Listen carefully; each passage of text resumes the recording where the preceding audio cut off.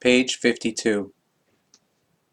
As a rule, suffering is always an effect of some form of wrong thinking if the suffering relates to negative, bad, or evil outcomes. In this form, incidents of suffering are indicators that the law of harmony is disregarded and broken, and that one is therefore not living according to the law of being, which is directed at progress, love, peace, knowledge, wisdom, joy, and true inner freedom. This law determines that the thoughts must be progressive and neutral positive equalized in order to be integrated in this form in a neutral positive equalized way into the law of causality, indeed the law of cause and effect. Precisely that law which determines that the might of the thoughts becomes effective in the form in which the thoughts are thought, tended, and nurtured. But the result of that is that suffering, which is produced by means of thoughts, must again be purified and resolved, and indeed once again by means of thoughts which, however, must be neutral, positive, equalized in the new form. This means that everything which is useless, wrong, and unclean must be burnt out and eliminated from the thoughts. It is said that pure gold shimmeringly glistens, as does the vasen of the human being, if it is pure. But before gold can shimmer and glisten in purity, all impurities must be first burnt out of it. And before the human being's vasen can be pure and luminous, it must also first be cleansed of all impurity. But this purification happens by means of the thoughts, which might fully come to fruition and free the human being from his or her self-created suffering, which he or she indeed likewise previously created with thoughts which were, however, the wrong kind. Self-created suffering is only ended when the human being, in his or her thoughts, is pure, enlightened, and neutral, positive, equalized, and his or her thoughts can come to fruition in this form through their might. All self-created circumstances from which some form of suffering develops for the human being are, without exception, always the unavoidable product of one's own wrong thoughts, and thereby of one's own mental disharmony. In contrast to that, all self-created circumstances which bring the human being grace and enjoyment, love, joy, happiness, peace, freedom, and harmony are the product of one's own neutral positive equalizedness and harmony. And in the same way, one's virtues, good character, and equalized personality are the product of one's own thoughts and their might, as well as of one's mental equalizedness. These are the effective criteria for right thinking. Not, however, material possessions and lower desires and habits which are willingly and easily followed, as well as vices and other Ausartungen. Hardship, grief, suffering, and misery, and all Ausartungen, are the criteria of wrong thinking, not lack of material possessions, for example, as the so very materialistically orientated human being erroneously believes. In the material sense, many human beings are prosperous, wealthy, or rich. However, in themselves they are poor and miserable. A few are materially poor, however, in themselves. They are rich, blessed, joyful, full of harmony, love, and freedom. Others, again, are just as poor and miserable materially as they are in themselves, while others are as rich with material possessions as they are in themselves, in their own vasen. The possibilities in this regard are manifold and are naturally always of an individual nature. But whatever the form is in this regard, one thing is indeed always certain: material wealth and neutral, positive, equalized abundance pertaining to the thoughts only ever go hand in hand, when the material wealth is correctly used with knowledge and wisdom, and indeed in harmony with the neutral, positive, equalized thoughts. Solely the thoughts make the human being poor or rich, because true wealth is only found in the harmoniously equalized inner nature of the human being, in his or her virtues, morality, psyche, in his or her character and entire personality. These are the factors from which real poverty or real wealth come into being. Thus, the one who is materially poor only descends into misery when he or she regards his or her life and life circumstances as grief and torment, and as unjustifiably forced onto him or her. The one who is materially rich, however, sinks into misery when he or she disregards his or her inner life and being truly human, when he or she is of the irrational belief that his or her wealth makes him or her into the absolute ruler of his or her fellow human beings and of life generally. The extremes of inner misery are hardship, poverty, and debauchery, as well as vice, addictions, and bad or evil and negative habits, and so forth. Altogether, they are unnatural in the creational sense, and are solely the product of mental disturbances, and thereby of a wrong thinking. But this is not the sense of the evolution, because the evolution is based on the factors of that which is evolutively right, harmonious, and thereby equalized. Therefore, the human being cannot be effectively glad and happy when he or she maintains wrong and negative thoughts. A truly right condition only results when one's mental life lives a gladness and happiness, and also outwardly radiates and brings forth the harmony and joy, as well as the freedom and love which are contained therein. This also affects health and prosperity, which are likewise the products of a harmonious equalizedness of the thoughts and of the inner self. An adaptation of the inner to the outer thereby results, whereby the surroundings are also influenced, from which a reverse process comes forth. Consequently, the outer also adapts to the inner.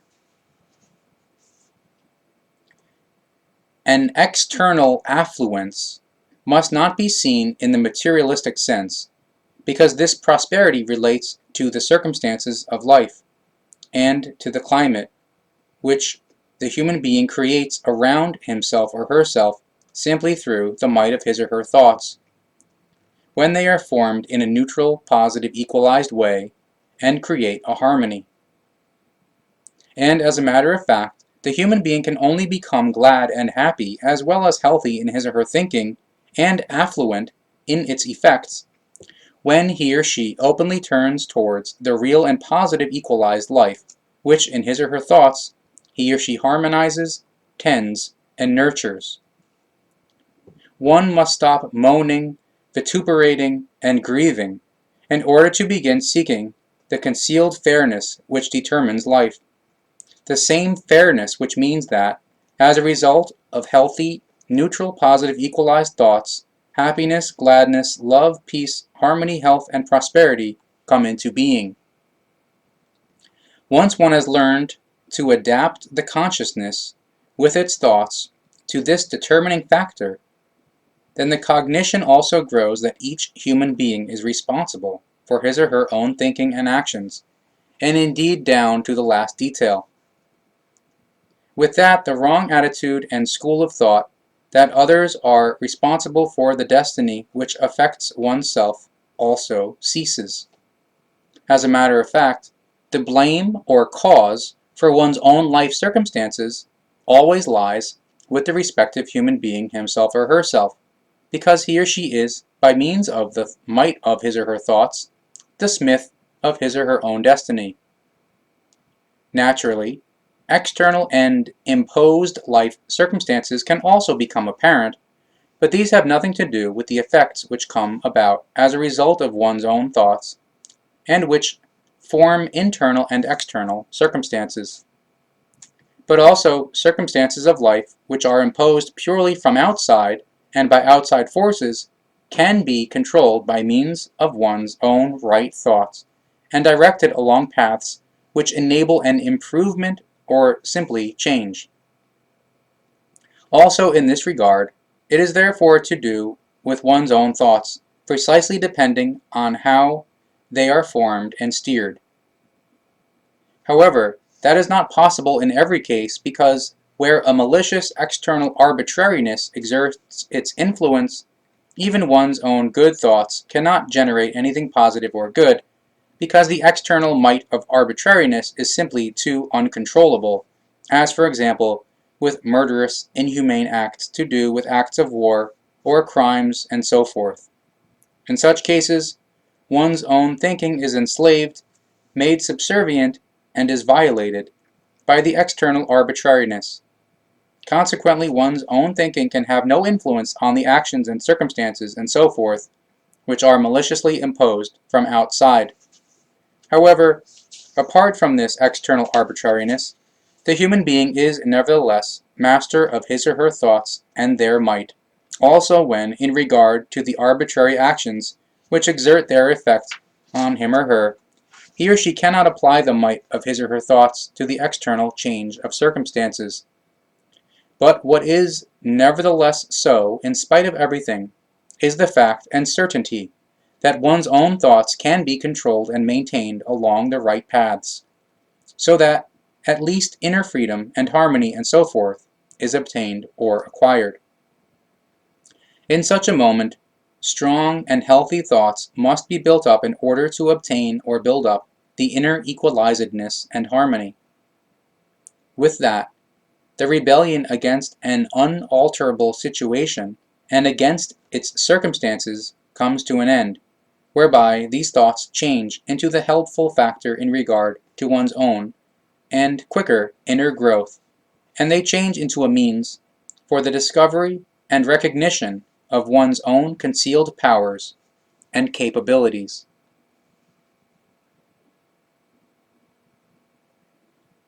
The principle of the universe is the principle of the life, and this principle is the law of evolution through cause and effect, the law of causality, whereby every single effect, every single occurrence, and every single action, and so forth, has a preceding cause. And in accordance with this law, the human being, himself or herself, creates fairness or unfairness, and indeed, by means of his or her thoughts. Creation, in contrast to that, only knows fairness, because it is completely neutral, positive, equalized, and therefore knows no feeling-based or other impulsations which could be other than of a neutral, positive, equalized kind. Therefore, neither revenge nor hate are inherent in it. Rather, only love and harmony, as well as freedom and equalizedness, and its laws and recommendations are also laid out accordingly, quite in accord with its being, which is in goodness, love, peace, freedom, harmony, and equalizedness, and in turn creates the same from itself, because it lives according to the law of causality which it created. It has also determined this law for the human being. Consequently, he or she also lives according to cause and effect. However, the human being, as a free vason, evolving itself according to its own will without any intervention from the creation, is unknowledgeable beyond compare in relation to the creational universal consciousness, and is additionally not only obstinate, rather also capable of doing as he or she likes according to his or her free will. Equipped with a free will and absolute freedom of action, the human being is, therefore, able to determine his or her way and evolution himself or herself, and with that, naturally, also the kind of his or her thinking and the actions and results and so forth which arise from them quite according to the law of cause and effect, into which he or she is indeed integrated in accord with creation. And this law is fairness on one hand, and the guiding principle of life on the other. Fair, because the human being has to determine his or her way, in every direction and regard, absolutely himself or herself, and is innately responsible himself or herself for his or her thoughts and actions in every form, and guiding principle, because the human being himself or herself determines every cause and effect by means of his or her consciousness and thoughts, independent of some kind of creationally provided influences. In this way, fairness and the creational guiding principle become the consciousness and the nature of the life. But the result of that is that righteousness in all things is the connecting and motivating power in the realm of the consciousness in this world, and thereby also with the human being, and indeed absolutely. Consequently, no kind of corruption and no falseness find room anywhere any longer, and since that is actually so, the human being must always vindicate himself or herself in every respect and in every case solely before himself or herself when it is to do with his or her thinking and actions, and with the bearing of responsibility. And this vindication before himself or herself must happen before it is found out that the laws of the creation are right and alone have validity. The vindication must occur before one finds out about the sole validity of the creational laws, because a necessary cognition in regard to the form of the thoughts must be created which enables any recognition of the laws at all. Only as a result of this cognition is the human being able to effectively find in favor of himself or herself, because only in this way does he or she begin to live in the sense of the creational laws and recommendations. And if he or she has reached this point, when he or she can assess his or her thoughts as being right, then he or she also sees that situations, human beings, and circumstances always change in relation to himself or herself when he himself or she herself changes his or her thoughts in regard to the situations, the human beings, and the circumstances.